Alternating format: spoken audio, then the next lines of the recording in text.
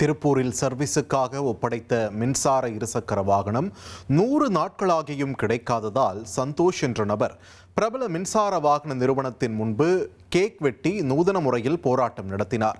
தனது வாகனத்தை விரைந்து வழங்க நடவடிக்கை எடுக்க வேண்டும் என்ற கோரிக்கை விடுத்த அவர் மின்சார வாகனம் வாங்கும் முன் நிறுவனத்தின் சேவை வசதிகள் குறித்து மக்கள் சிந்தித்து முடிவெடுக்க வேண்டும் என்று கேட்டுக்கொண்டார்.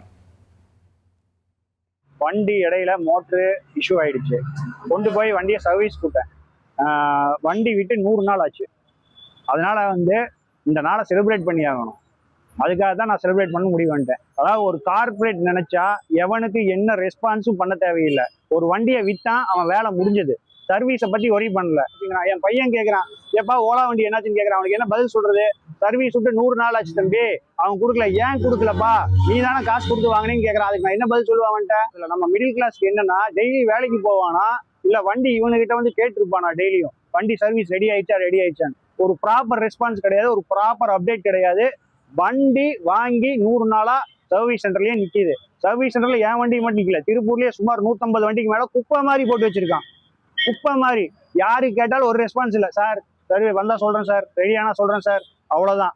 அதுக்கப்புறம் திருப்பூர் மட்டும் கிடையாது, தமிழ்நாடு ஃபுல்லா ஒவ்வொரு டிஸ்ட்ரிக்ட்லயும் ஒவ்வொரு பக்கம் இப்படிதான் நிக்குது. இனி செல்லும் இடமெல்லாம் செய்தி. தந்தி டிவியின் வாட்ஸ்அப் சேனலை ஃபாலோ பண்ணினா செல்ல இருக்கும் இடமெல்லாம் செய்தி. இதோ QR கோட், இப்பவே ஸ்கேன் பண்ணுங்க, ஃபாலோ பண்ணுங்க.